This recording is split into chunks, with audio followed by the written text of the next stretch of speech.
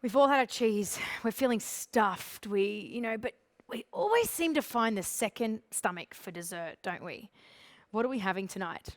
We're having sticky date pudding. That's what we're having. We're having sticky date pudding. Why? Because we're pairing our sticky date pudding with, actually, I'm just going to clean this out. We're going to pair our sticky date pudding with Sensi's Vin Santo del Chianti. Not only does it sound amazing, it is the most amazing wine on the planet. Okay, Vin Santo, very ancient style of winemaking. Look at the color. So 2009 vintage, so we're looking at 11 years old. How this works. So you have two white grapes, Malvasia and Trebbiano, two white grapes in Chianti.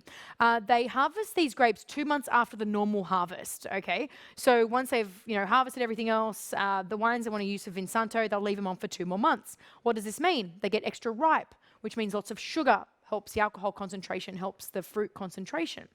Then what they do, they hand harvest them, so not to burst anything, because imagine how full they are at this point. Hand harvest them, and then they tie them onto racks. They tie them onto these racks, and these racks will hang in the sun until they become a raisin, like an actual raisin, and then they crush the raisin. Very ancient style of winemaking, very slow process, but what we get is very high concentration of fruit character, or very high concentration of alcohol and sugar, which is what we want for a sticky wine. So there is no botrytis. These are healthy grapes, yeah? Like these are healthy grapes. So then they leave them in the barrel for a few years. I think it's about 6 or 7 years. And then we have, boom, Vin Santo del Chianti. In Tuscany, they will use the biscotti, the almond biscotti, and they dip the biscotti into the wine. And when you do that, you can really taste like every bit of alcohol. Like, highly recommend doing it. It's great. So yeah, this is Vin Santo del Chianti. If I wasn't live streaming, I'd tell you exactly how I feel about this, but let me just say it's a little bit too candid. It's walnuts and orange peel, and it smells like sticky date pudding. Caramel and so much walnut. Like it's just walnuts and almonds and like deliciousness. Okay. It's so delicious on the nose.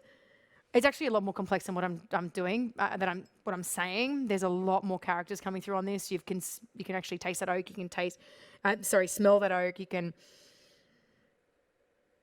really get all those walnuts and almond marzipan, like all those characters are coming through.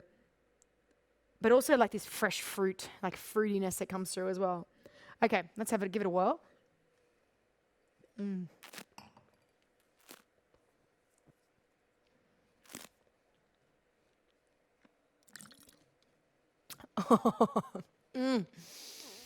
It takes every part of my willpower to spit that out.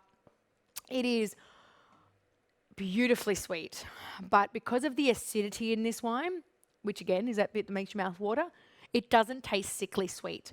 It's caramels, it's in your mouth, like it's walnuts in your mouth. It's literally pecan, pecan pie.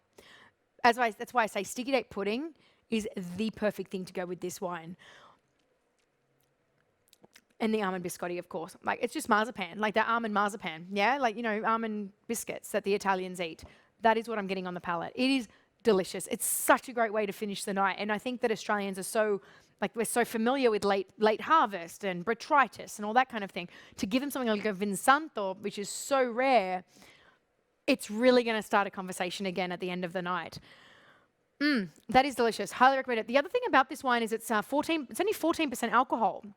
A lot of stickies, you're looking at 16 to 18%, right? So I recommend that people drink this, and it'll last in the fridge for over a month. So don't worry, if you open the bottle and you want to drink a little bit every night, like a little bit like this every night, you can. It will last for a month in the bottle. In the fridge, though.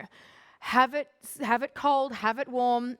Total player's choice. I like to have it at room temperature, but you can play at home, see which one you prefer, whether you like to have it at room temperature or not. A lot of people like to keep it in the fridge, put it over ice, have it like a little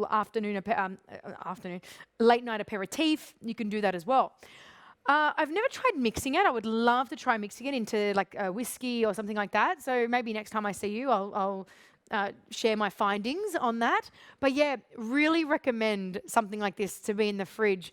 They're not cheap. You're looking around $35 for a 500ml bottle. But if you think about the process that goes into a wine like this, like it's awesome.